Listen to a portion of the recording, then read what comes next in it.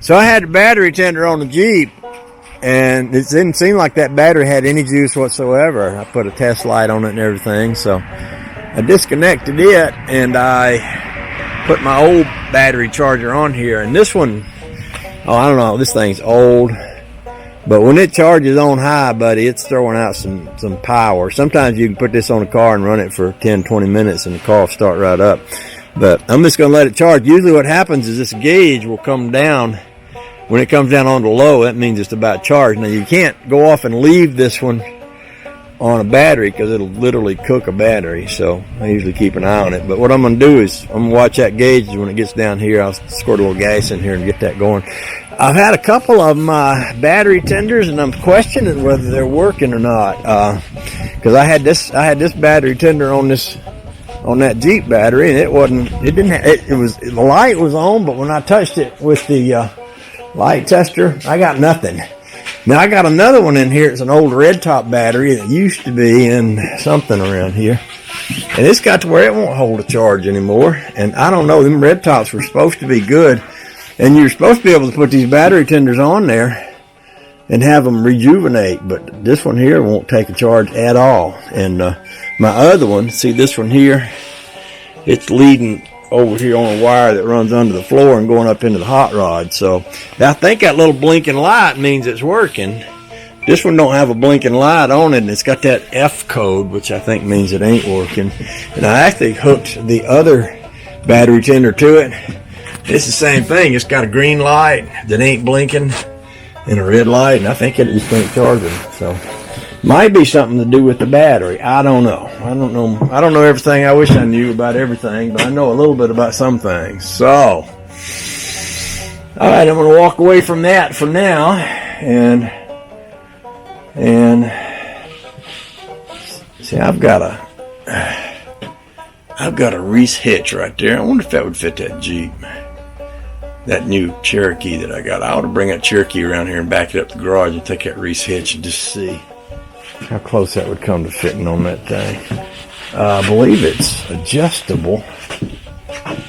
Yeah, see these two sidebars, there's a bolt right there, and you can let them in and out. I believe I could put that on that Jeep. I'd kind of like to have me a trailer hitch on that Jeep. And I tell you what else I was thinking about doing is mounting the kind of a big bumper on the front of it. I got a 9,000 pound winch over there. It's too heavy to use, but I was thinking, well, I could throw that. If I had a big heavy bumper on the front of that Jeep, I could throw that on the front of it. That way, if I want to haul somebody out of the bushes, I could. My neighbor, he's got a great big old rear truck bumper down there for sale. I wonder if I could modify. I looked online at some of these, Jeep bumpers, but I wonder if I could modify that rear bumper and use it for a front bumper on this Jeep. Put that winch on it. And then if I did that, I could also probably swing a couple of mounts down for that snowplow. See, if I had the right kind of setup, the way this snowplow works on the Jeep is, I'm going to limp out here. My legs are still bothering me a little bit, and I got where my arthritis is acting up too. I think that old age is trying to catch up with me, and I ain't wanting it to. Let's see, this front A-frame thing that sits up on top of here is what lifts that plow. And there's a wire that runs to the battery, another wire that runs to a switch on the dash, and then this bottom thing comes up under it, and that plow A-frame hooks to those 2 points up under there.